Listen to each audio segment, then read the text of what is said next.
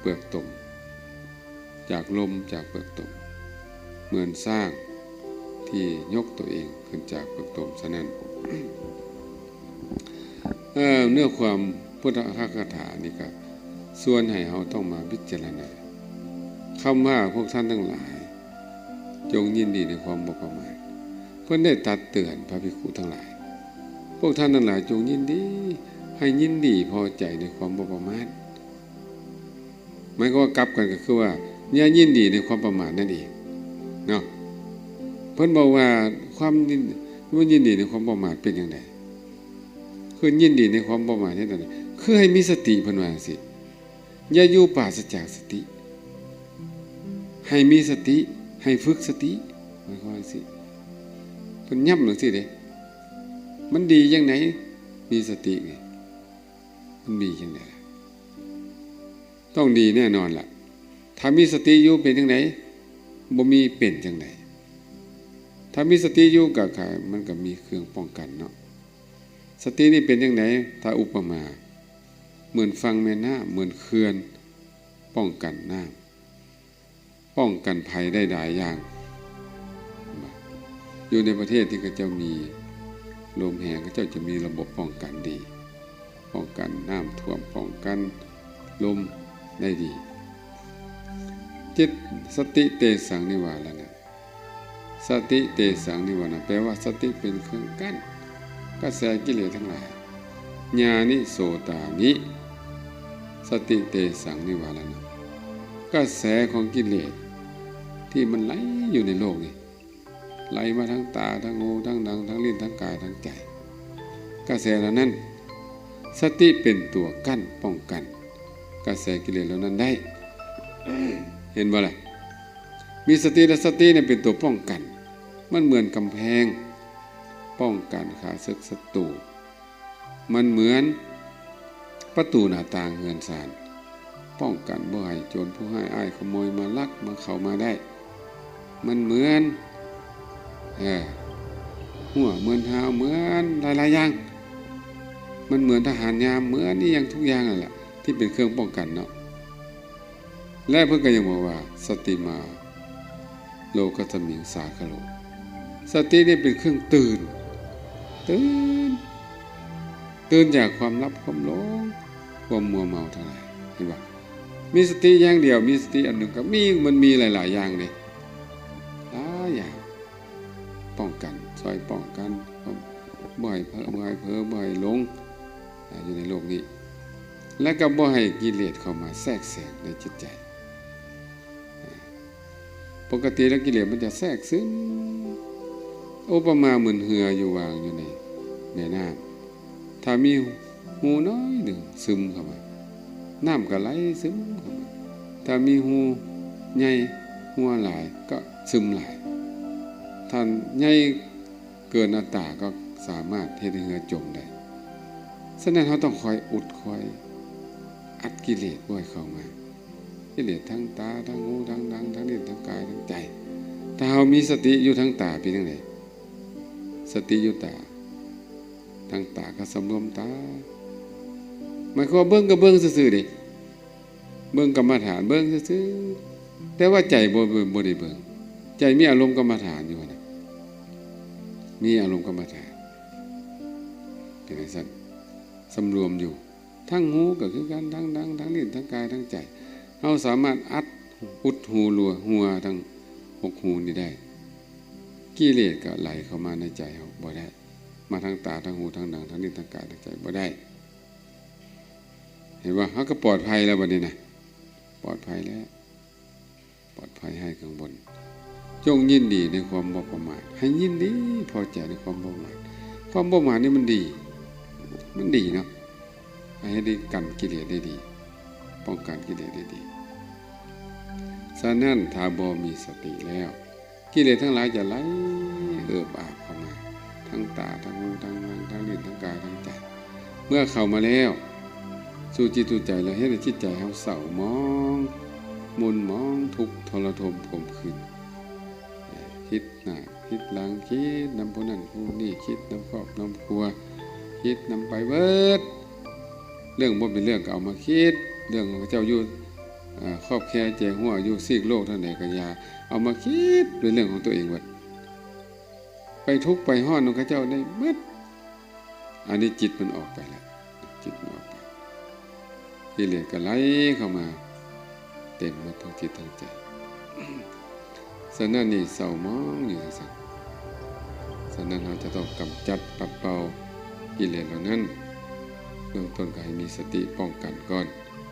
แต่ตัวที่จะทำลายกิเลสแท้คือตัวปัญญานั้นปัญญาเยเตปิธิยะเลปัญญาเป็นตัวทำลายกิเลสนี่สติเป็นตัวป้องกันแต่ว่าปัญญาเป็นตัวทำลายมันเหมือนตัวยามันเหมือนตัวยาทำลายโลกทั้งสิ้นเพิ่นบอกให้ท่านทั้งหลายยินดีในความบ่ประมาทให้ยินดีพอใจในความบ่ประมาทนี้ให้ฝึกฝนให้มีสติอยู่เรื่อยๆก็เลยเตือนอยู่ตลอดว่าเฮ็ดยังก็ให้มีสติเฮ็ดยังเฮ็ดก็เฮ็ดลดให้มีสติเจ้าสิซักผ้าก็ให้เจ้ามีสติเจ้าสิเฮ็ดอีหยังถูบ้านถูเฮือนก็ให้มีสติเจ้าสิเฮ็ดเวียกเฮ็ดงานก็มีสติสามารถเอามาเป็นเครื่องมือฝึกสติได้เบิดฝึกจิตได้เบิดนะปัดตัดกวาดอยู่ก็ให้มีสติบางคนนี่บ่เฮ็ดดีหยังบ่ได้เลยว่าแต่ว่าเวลาเขากรรมฐานบ่เฮ็ดหยังเลยย่านอารมณ์กรรมฐานเสียเป็นคือเป็นสัตว์ความจริงมันเป็นเครื่องมือในการฝึกสติได้เบิดเด้เฮาอาบน้ำนี่เฮามีสติเป็นจังได๋มันจะฮู้ในอาการที่เฮาฮุกเฮาถูเฮาเอาน้ำใส่มันเย็นมันอุ่นจังได๋สามารถเป็นการฝึกสติได้เฮากินข้าวเนี่ยเฮาก็ย่ำไปมีสติในการย่ำไปเป็นการฝึกสติอีกซักผ้าซักแพรเฮ็ดจังได๋ได้มีสติเบิดเมื่อมีสติแล้วเป็นจังได๋จิตใจเป็นจังได๋ผ่องใสจิตเป็นบุญเป็นกุศลนี่หมายความว่าโอ้สามารถเจริญบุญกุศลได้เบิดทุกทีทุกแห่งเลยไม่ได้เข้าห้องน้ำนี่นะก็มีสติในการเขาก็เจริญสติได้อีกคือกันบอกว่าบ่มีอีหยังที่จะเจริญสติบ่ได้ถ้าเข้าใจเด้ฉะนั้นต้องยินดีในความบ่ประมาทความบ่ประมาทคือหยังบ่ปราศจากสติให้มีสติเข้ามาจังซี่หมายความว่าตรงนี้ความประมาทคือขาดสติความบ่ประมาทคือมีสติง่ายๆเลยเนาะเอาง่ายๆเข้าใจง่ายๆสิไอ้ความบ่ประมาทนี่นะเพิ่นว่าเป็นยอดธรรมนี่เป็นยอดของธรรมพระพุทธเจ้าเพิ่นได้ตรัสว่าธรรมะของพระองค์ที่เพิ่นแสดงมา45ปีหรือว่า 84,000 พระธรรมขันธ์รวมลงย่อลงคือในความบ่ประมาทตัวเดียวโคโลคิดจังซั่นก็แล้วกันคนบ่ประมาทคนมีสติอยู่สามารถได้บรรลุธรรมได้ทุกเวลาเพิ่นว่าสิ อันนี้ท่อนที่1เนาะท่อนที่2อาปมาทะละตาโหทะสัจจิตตมนุรักขะท่านทั้งหลายจงตามรักษาจิตเจ้าของให้ตามรักษาจิตถ้าจะอุปมาเห็นง่ายๆก็คือแม่รักษาลูกนั่นแหละเบิ่งแยงลูกกำลังอ่อนๆอยู่เฮ็ดจังได๋มันไปสิก็สิได้นำไปแหละเนาะหรือจังได๋ต้องคอยอุ้มคอยเจียวคอยเบิ่งคอยแย่ยามมื้อค่ำมื้อแลงยามมื้อคืนรักษาอย่างดีเลยหรือว่าตามน่ะที่เฮามันเว้ากันเนาะเหมือนจงอางห่วงไข่แท้ๆเนาะเหมือนจงอางห่วงไข่แท้ถ้าเฮาเอามากลับกันเนาะคนขี้ที่เป็นจังได๋จะรักษาทรัพย์อย่างดีเลยเด้เมียนมัดอาทิมัธยัตอย่างดีว่าทำไมฉะนั้นเนี่ยก็เอามาเปรียบเทียบได้ว่าเฮาจะรักษาจิตเฮาก็คือคนขี้ที่นั่นแหละขี้ที่เครื่องของเบิ่งเครื่องเบิ่งของพวกนี้เนี่ยรักษาของดีคนขี้ที่ฉะนั้นคนที่รักษาจิตก็เฮ็ดคือจังซั่นแหละตามรักษาตามเบิ่งตามหูตามเบิ่งจิตเจ้าของอยู่จังซั่นแหละบ่ให้ละสายตาบ่ให้ขาดสายตาบ่ให้ออกนอกสายตานะจังซี่เลยเด้ผู้ใดเป็นแม่เนี่ยสิฮู้ดีว่ารักเลี้ยงลูกน้อยนี่เฮ็ดจังได๋สิได้เบิ่งอยู่ซั่นบ่ได้รับได้นอนคอยเบิ่งลูกน้อยย่านมีภัยอันตราย ยังมื้อคืนก็เบิ่งยังบ่เว้นก็เบิ่งอยู่ตลอดเวลาบัดนี้เฮามาเบิ่งคนอื่นเป็นจังซั่นเฮามาเบิ่งตัวเองเป็นจังได๋ล่ะในตู้คำพันธ์เจ้าเลี้ยงลูกได้หลายคนจักคนลูกเจ้าน่ะ8คนสามารถเลี้ยงใหญ่เบิดทุกคนบัดนี้เจ้ามาเลี้ยงจิตเจ้าเลี้ยงเบิ่งแยงใจเจ้าบาดเฮ็ดคือเจ้าเลี้ยงลูกเจ้าหั่นอุ้มอยู่คือจงอางห่วงไข่นี่แหละผู้ใดมาใกล้บ่ได้ว่ามันว่ากิเลสมาใกล้นี่ไล่ตอดแล้วนะสินะเหมือนจังซั่นเนาะคือสิแจ่มดีว่ะฉะนั้นเฮาต้องเฮ็ดจังซี่ล่ะคือเฮารักษาดวงตารักษาอวัยวะของเฮานี่นะเฮาต้องรักษาร่างกายเฮาหนาวก็เฝ้าตุ้มผ้าร้อนก็เฝ้าอาบน้ำหิวก็เฝ้ากินเบิ่งแยงเจ้าของดีแต่ว่าเฮาเบิ่งร่างกายแต่อันนี้เฮามากลับกันเบิ่งจิตเฮาเป็นจังได๋ล่ะบัดนี้โอ้ทางตาต้องระวังเว้ยเบิ่งแล้วมันเกิดกิเลสต้องระวังต้องลีตาลงตาสูงเปิดไฟสูงบ่ได้ต้องเปิดต่ำลงเฮาสังเกตเบิ่งพระพุทธรูปเพิ่นจะตาต่ำๆเพิ่นจะบ่เบิ่งไกลเบิ่งเป็นธรรมชาติของคนที่สำรวมพระพุทธเจ้าพระอริยสาวกเพิ่นจะบ่เบิ่งทั่วทิพย์ทั่วแดนเด้ต่อให้เพิ่นหมดกิเลสแล้วเพิ่นก็บ่เบิ่งมันก็แปลกเด้อันนี้น่ะโอ้ยเบิดกิเลสแล้วตอนนี้อยากเบิ่งหยังก็เบิ่งไว้เฮาเว้ยสบายเว้ยบ่แม่นเด้คือเก่าเพิ่นฝึกจนเป็นอุปนิสัยเพิ่นบ่แม่นชาตินี้ชาติเดียวเพิ่นก็เบิ่งของเพิ่นจังซี่แหละเพิ่นจะเบิ่งพระพุทธเจ้านี่เพิ่นบ่เลี้ยวซ้ายเลี้ยวขวาเด้ย่างตรงบ่เลี้ยวซ้ายเลี้ยวขวาเฮาจะเบิ่งสังเกตคนที่มีสมาธินี่คนที่มีสติดีสมาธิเพิ่นจะบ่เลี้ยวซ้ายเลี้ยวขวาบ่แวกนี่อาตมานี่เห็นพวกฝรั่งนี่นะฝรั่งนี่เป็นชนชาติที่ว่ามีสติสมาธิดีไว้เบิ่งมันนั่งมันยืนมันนิ่งนะเป็นคนนิ่งนะเฮานี่คือลิงคือคางแม่นบ่ล่ะคนลาวนี่คือโลดลิงคือตัวคางเนี่ยเอาเบิ่งนี่นะแล้วก็แก๊กเนาะล่ะของฝรั่งนี่เห็นบ่มันนี่โอ้สมควรเป็นคนมีสติปัญญาเว้ยคนแนวนี้นะเฮาเบิ่งได้น่าเลื่อมใสเฮ็ดหยังมันก็เป็นคนมีระเบียบแบบแผนเนาะจอดเกือบนี่ก็เป๊ะเฮ็ดหยังก็เป๊ะเพราะฉะนั้นฝรั่งเวลามันเฮ็ดอีหยังมันเฮ็ดแท้บ่ย้านเฮาตายคนลาวเฮากล้าเฮ็ดคือมันบ่ล่ะบ่กล้าเด้บ่กล้าดอกเวลามันมาบวชมันเป็นจังไดล่ะโอ้ยมันพวกเดียวกันมาบวชแล้วก็นิ่งแห่งคือคักหลายบาดนี่คือคักเข้ากันอย่างในเลยเนาะเป็นจังซั่นอันนี้ต้องตามรักษาจิตเจ้าของตามรักษาตามเบิ่งตามแยงเฮาเลี้ยงงัวเลี้ยงควายก็ต้องตามเบิ่งงัวเบิ่งควายนั่นแหละบัดนี้ตามรักษาจิตก็เบิ่งไปตามไปเนาะอันนี้ขอยกตัวอย่างพระเถระองค์หนึ่งผู้เพิ่นตามรักษาจิตเพิ่นนี่ตั้งแต่มื้อเพิ่นบวชว่าซะไปเพิ่นก็ได้เจริญสติของเพิ่นมาตลอดบ่เกิดกิเลสเลยกิเลสบ่เกิดบ่ได้เลยว่าซะไปบ่มีโอกาสเลยนะบ่มีหูเลยว่าซะไปบ่มีหูเลยให้บ่มีหูให้น้ำซึมเข้ามาเลยบ่มีบ่อนหูให้กิเลสแทรกเข้ามาว่าซะไป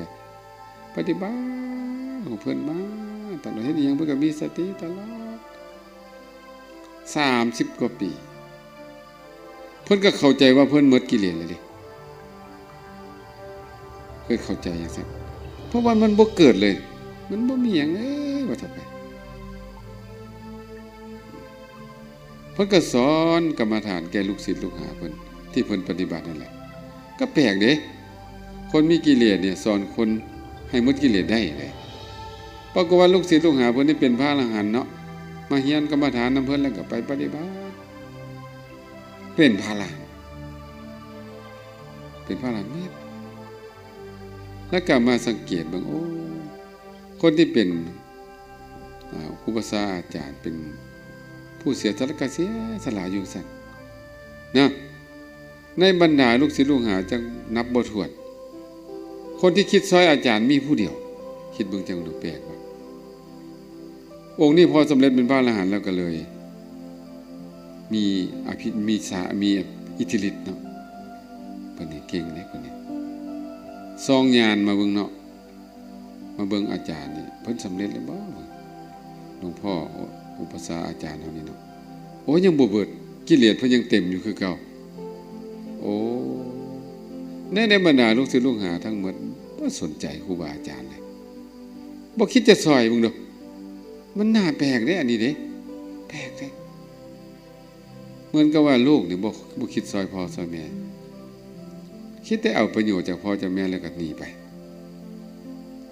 มีแต่พ่อแม่น่ะคิดนำแต่ลูกคิดซอยแต่ลูกแต่ว่าเขาเจ้าเป็นฟังเป็นว่าก็ยังคิดฮอดคิดถึงยังคิดนำอยู่แต่ว่าอย่าให้เปลี่ยนจิตเปลี่ยนใจคิดนำตัวเองคือคิดนำลูกนั่นแหละให้เปลี่ยนนะซั่นคิดนำลูกนำเต้านำครอบนำครัวเฮ็ดคือเฮาเวลาเฮาเจริญกรรมฐานเบิ่งจิตตัวเองให้เฮ็ดจังซั่นบ้านนี้ลูกศิษย์ผู้นี้ก็เลยเดินทางกลับมาเดินทางมาก็มาขาบมาไหวโอ้ข้าน้อยเป็นลูกศิษย์ของท่านอาจารย์โอ้อยู่ไสล่ะข้าน้อยไปปฏิบัติธรรมอยู่ป่าข้าน้อยโอ้ดีแล้วสาธุมาเวียกอย่างไรข้าน้อยมีเวียกหน่อยนึงก็มาไหวสาวันทาแล้วก็มาขาบมาไหวมาคิดฮอดคิดถึงข้าน้อยอันที่สองก็มีแนวถามอยู่ข้าน้อยมีปัญหาถามน้อยนึงครับ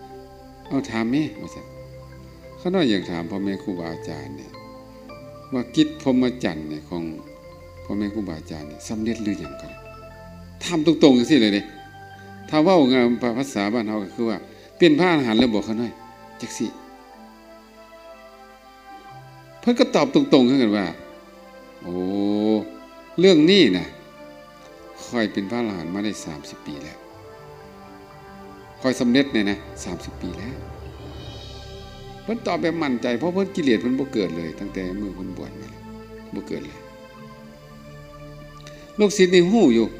คนเป็นพระอรหันต์นี่ฮู้นะฮู้ปุถุชนถึงเจ้าปฏิบัติดีปานใดก็ยากิเลสเจ้าหลบในซื่อๆเจ้าบ่ได้ละกิเลสเด็ดขาดก็เลยคิดไปว่าข้าน้อยสิได้ลาแล้วคั่นมาเท่านี้แหละเอาไปดีเด้อพึ่งปฏิบัติธรรมเด้อว่าซั่นองค์นี้ได้คิดจะซอยอาจารย์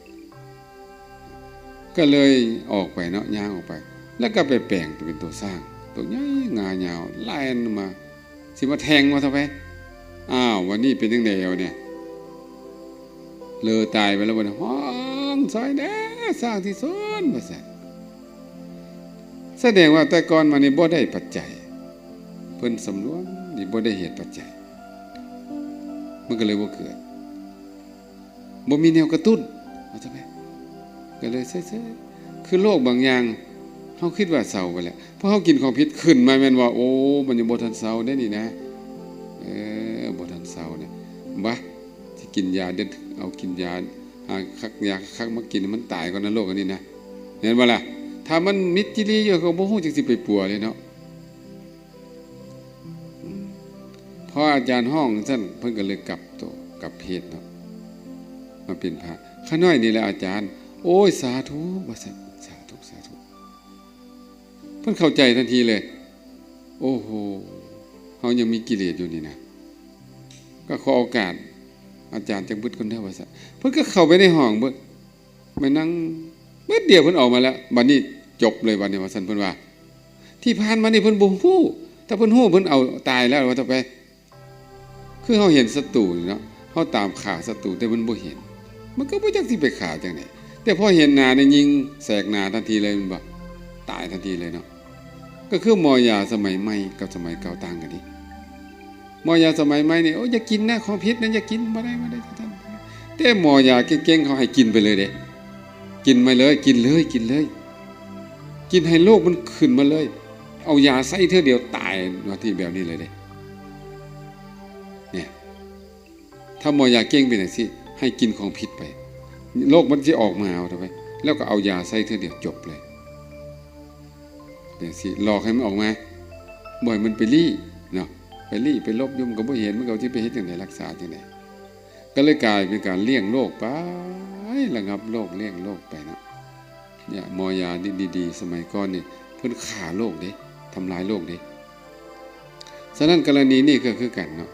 พระเถระองค์นี้ก็ได้กลายเป็นพระอรหันต์ไปเพียงบึดเดียวเท่านั้นกิเลสของเพิ่นนี่อ่อนโตพอแฮงแล้วนะอ่อนโตใกล้สิตายพอแฮงแล้วแต่มันก็บ่ตายมันคือยาสมัยก่อนเนาะเพิ่นก็ให้กินยาไปกินยาพอครบกันมาปุ๊บให้กินยาตัดหากแม่นบ่กินยาตัดหากแล้วจบเลยวันนี้บ่เกิดอีกเลยยานั้นอันโรคนั้นตายสนิทตัวซะเดี๋ยวนี้มันบ่มีติยาตัดหากนี่มีแต่ว่ายาเพิ่มนะกินยานี่ยังบ่ทันพอได้ประตอบเป็นโรคนั้นขึ้นมาเอากินยานี่กินยานี่เกิดโรคเพิ่มขึ้นไปอีกหลายโรคเอาไปมาเขาหลอกขายยาให้เขาเป็นขาทาสให้เขาเป็นโรคเพิ่มขึ้นว่าพวกใดมักกินยาเนาะยาลวงเนี่ยจะมีโรคหลายนะกินยานี่ยังบ่ทันแล้วยังบ่ทันเศร้าซ้ำเกิดโรคอันนั้นต่อไปบ่จักจบจักเสียคือแม่ข่าวยี่เนาะเราได้มาขอลาศีลเป็นหยังซะเนาะหมอเอายาให้กินเราเป็นก้อนเบ้าเนาะเป็นกินยาบ้านนี่เนี่ยยานี่มันแห้งเด้ถ้าบ่กินข้าวก่อนไปกินนี่บ่ได้วันนี้เราก็เป็นโรคกระเพาะต่อบัดนี้มึงเด้อไปกัดกระเพาะแล้วบัดเราก็เป็นโรคกระเพาะต่อแล้วกับต่ออีกหลายๆโรคแล้วได้ขอซิกไปกินข้าวแรงนี่แล้วได้มากินยาเนี่ยมึงเด้อโอ้อันตรายได้ยาหลวงนี่บ่มันธรรมดาเด้ฉะนั้นเนาะเมื่อเว้าเรื่องตัวนี้ธรรมะตัวนี้เนาะให้ตามรักษาจิตเจ้าของคือพระเถระองค์นี้เทิงเพิ่นมีกิเลสอยู่แต่ว่าเพิ่นควบคุมกิเลสเพิ่นได้เห็นบ่30 ปีบ่เกิดเลยอาตมาอัศจรรย์เด้คนมีกิเลสเท่าเฮ็ดให้กิเลสบ่เกิดนี่นะอาการสำรวมเนี่ยเพิ่นสำรวมดีสำรวมตาหูดังลิ้นกายใจสติเพิ่นมีกำลังสติเพิ่นมีกำลังนะเป็นจังซี่เด้มีกำลังสมมุติว่าเฮาบ่เคยเสียอย่างนั้นเนาะบ่มีโจรผู้ร้ายขโมยเข้าไปในเรือนซานะอย่านึกว่าบ่มีโจรขโมยบ่แม่นเด้เฮารักษาดีซื่อๆเห็นบ่ล่ะลองเฮาเปิดประตูหน้าต่างมึงแม่ถ้าโจรมึงแม่มันจะบ่ไปปุ้นไปลักเอารถนะฉะนั้นผู้ใดสำรวมดีเพิ่นก็ได้เว้าไว้เนาะผู้ใดรู้จักสำรวมใจผู้นั้นจะพ้นจากบ่วงมารนี่เพิ่นเว้าสิเด้ฉะนั้นเฮาต้องรักษาสิเมื่อกิเลสบ่เบิดก็ยามันแต่ว่ากิเลสมันอ่อนโตมันควบคุมได้สินะก็โอเคแล้วนี่มันบ่ล่ะก็จะใครเด้เนาะกิเลสดิ้นปึ้งโอ้บ่ไหวแท้ๆแนวนี้นะบ่ไหวแท้เด้นี่ฉะนั้นฮู้จักควบคุมสิดีต่อมาเนาะเพิ่นบอกว่าทุกขาอุทรัตตานังพวกท่านทั้งหลายจงยกตัวเองขึ้นให้พ้นจากลมจากเปลือกตมอันนี้เปลือกตมนี่คือกิเลสเพิ่นแก้ไปเป็นกิเลสให้ยกตัวเองให้พ้นจากลมเปลือกตมคือกิเลสให้ยกตัวเองให้พ้นขึ้นมาแสดงว่าตอนนี้เฮาจมอยู่แม่นบ่เฮาถูกตมนี่มันดูดอยู่แม่นบ่เฮาอยู่ในตมเนี่ยติ่งบ่ได้เลยนะแห้งติ่งแห้งจมลงไปเนี่ยแห้งมัดแห้งผูกเข้าไปเนี่ยเห็นบ่ล่ะ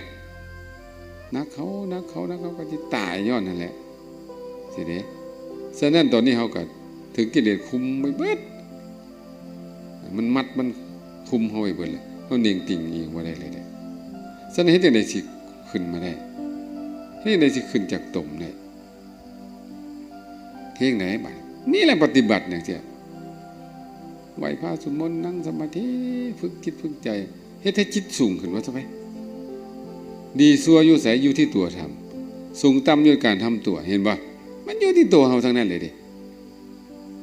บ่ไหวไว้อยู่ในสังคมแบบนี้เฮาก็หนีแล้วส่วนเฮาอยู่ท่ามกลางสังคมขี้ยาเฮ็ดให้เขาเป็นคนขี้ยาจนได้อยู่ท่ามกลางสังคมขี้เหล้าเฮาก็เฮ็ดให้เขาเป็นคนขี้เหล้าอยู่ในสังคมแบบใดสิ่งแวดล้อมมันก็เป็นจังซั่นเฮ็ดจังได๋เฮาต้องถอนตัวสังเกตเบิ่งบ่พระพุทธเจ้าเพิ่นหนีออกจาก พระราชวังไปอยู่ป่ามันสิ่งแวดล้อมที่ปฏิบัติธรรมจังได๋ก็อันนี้ก็ลูกอันนี้ก็เมียอันนี้ก็นางสนมอันนี้ก็เวียกมันจะไปปฏิบัติธรรมจังได๋มันบ่ได้เด้ต้องหนีเข้าป่าพุ่นน่ะไปอยู่ผู้เดียวบัดนี้จบบัดเนี่ยไปอยู่น้ำต้นไม้พุ่นน่ะก็บ่หลายเรื่องเนาะสิ่งแวดล้อมดีก็ทำให้จิตใจดีมีสมาธิเห็นว่ากายวิเวกสงบกายก็คือบ่มีการคุกคีอยู่ผู้เดียวกินผู้เดียวนั่งผู้เดียวนอนผู้เดียวเป็นปัจจัยให้เกิดจิตตะวิเวกขึ้นมาเลยว่าจิตตะวิเวกคือความสงบจิตใจสงบกิเลสความสงบจิตนี่แหละเป็นปัจจัยให้เกิดนี่ยังอุปธิวิเวกอุปธิวิเวกก็คือสงบกิเลสมันเป็นตอนมันเป็นระดับของมันเป็นปัจจัยซึ่งกันและกันแต่ว่ายังคุกคีตีมงยังวุ่นวายอยู่นำโอ้ยเศร้าลอดเศร้าบ่ได้ต้องหนีเฮานี่มันเป็นพวกติดของพวกเฮานั่นน่ะพวกติดพวกของถ้าระดับจิตที่สูงอยู่ใส่ก็บ่ติดก็บ่เป็นหยังอันนั้นเฮ็ดคือดอกบัวได้เนี่ยคือใบบัวจังซี่นะอยู่ในน้ำก็บ่ติดน้ำอยู่ในต้มก็บ่ติดต้มซั่นเฮ็ดได้นะเฮานี่บ่แม่นนะซะมันพวกมันติดพวกอ่อนน่ะความจริงมันเราก็บ่ได้มาติดเฮาดอกยาก็บ่ได้มาติดเฮาไปติดมันติล่ะเฮาไปหามันน่ะติล่ะเป็นจังซี่เด้ฉะนั้นเฮาเป็นพวกติด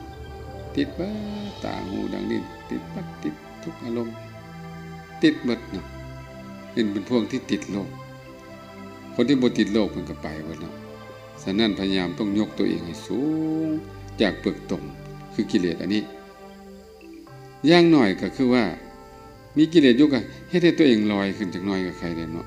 บ่ล่ะมันจมลงได้เนี่ยมันจมติงเน่งติงบ่ได้เลยนี่เฮ็ดคือจังได๋เพิ่นว่าเฮ็ดคือสร้างนี่นะสันปังเกสันโนวะกุลสโลเฮ็ดคือตัวสร้างเนี่ยพยายามเอาตีนหน้าตีนหลังเจ้าของขึ้นมาเนาะให้พ้นจากเปลือกตมสร้างเวลามันเปื้อนมันติดลมมันเฮ็ดจังได๋มันพยายามเนาะพยายามบางตัวก็ขึ้นบ่ได้ตายก็มีเห็นบ่ติดลมตายแต่บางตัวมีความพยายามขึ้นมาจนได้รอดตายไปเสิเด้เฮาก็ต้องเฮ็ดคือตัวสร้างนั่นแหละที่มันติดตมปังเกสันโนวะกุลสโลเฮ็ดคือตัวสร้างที่พยายามขึ้นจากตมนั้น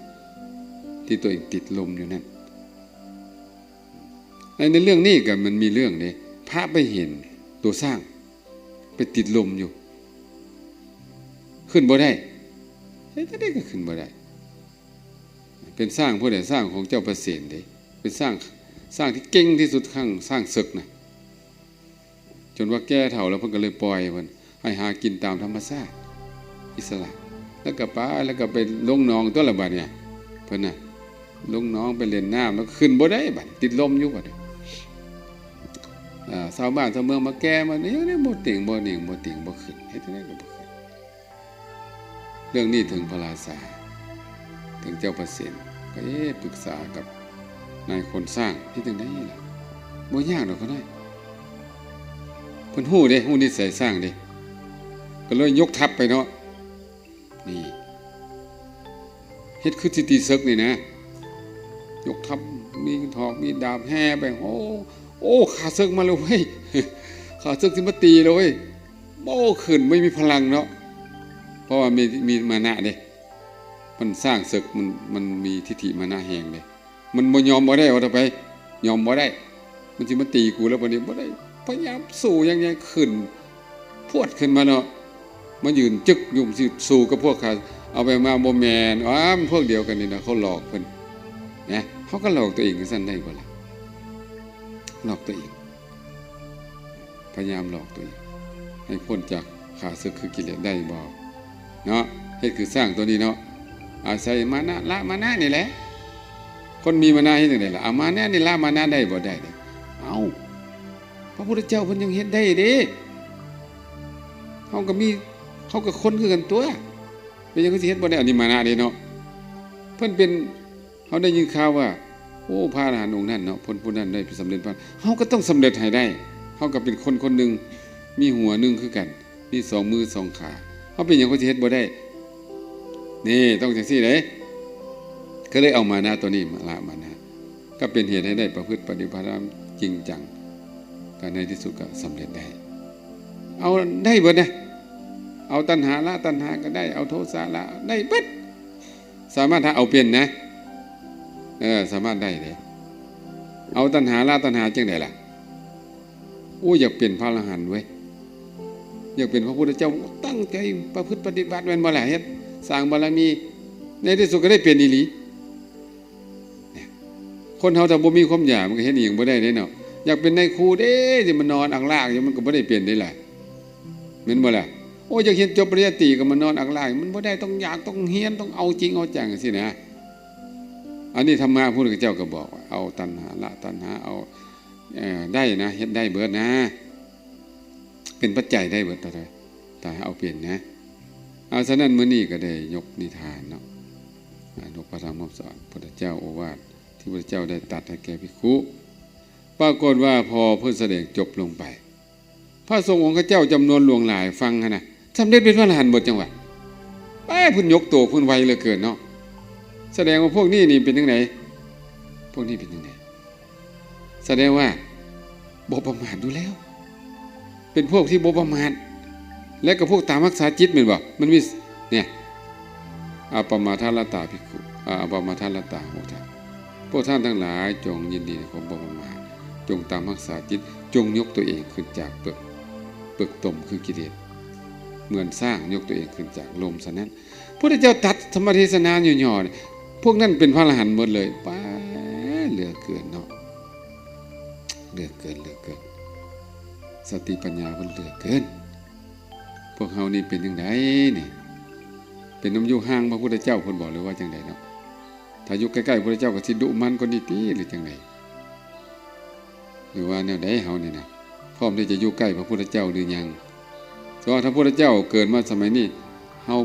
เหมาะสมที่จะไปเฝ้าเพิ่นหรือยังกิเลสแบบนี้เป็นจังซี่เพิ่นสิบอกว่าโมฆะบุรุษให้บอก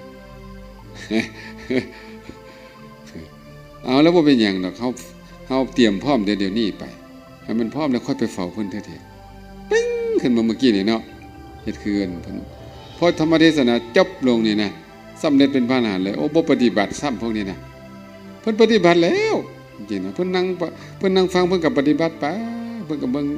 มีสติสำรวมบ่ได้ทรงจิตทรงใจไปมันเราเขาแขกไปคือเฮาดอกอันนี้นั่งฟังเทศน์อยู่กับพุ่นแหละไปแล้วอ้อมจักรวาลก็ไปแล้วแต่ที่ธรรมเทศนาพระเจ้าจะบ่เข้าหูเลยบ่ลงใจอีกต่างหากฉะนั้นพวกนี้เจริญสมาธิการฟังเทศน์ฟังธรรมคือหยังคือการฝึกจิตคือกันการไหว้พระสวดมนต์ก็เป็นการฝึกจิตคือกันเนาะสรุปแล้วก็การเทศน์และการฝึกจิตคือกันการปฏิบัติธรรมคือกันเอาละมื้อนี้พวกเราก็ได้ฟังตัวนี้แล้วก็ควรจะจดจำใส่ใจเอาไว้ในใจว่าความยินดีในความบ่มาเนี่ยเป็นจังไดการตามรักษาจิตเป็นจังไดยกตัวเองพ้นจากเปลือกตมเป็นจังไดเนาะพยายามได้บ่พยายามบ่ได้เด้คือขึ้นภูนี่เนาะแต่บ่มีความพยายามก็ขึ้นไปยอดภูบ่ได้คือกันดิเวลาพายเรือขึ้นทวนกระแสน้ำก็คือการตะบ่เอาจริงเอาจังขึ้นบ่ได้คือกันดิฉะนั้นถ้าเขาจะพ้นกิเลสได้ต้องพยายามสู้อีหลีเด้เบิ่งพระพุทธเจ้าเป็นตัวอย่างเนาะเขาต้องเอาพระพุทธเจ้าเป็นตัวอย่างฉะนั้นขอให้ทุกท่านทุกคนพยายามยกตัวเองให้พ้นจากเปลือกตมเพื่อจะได้พ้นจากความทุกข์พ้นจากอาสวะกิเลสไปถึงพระนิพพานเป็นที่แล้วสู่ผู้สุคนด้วยเทอญ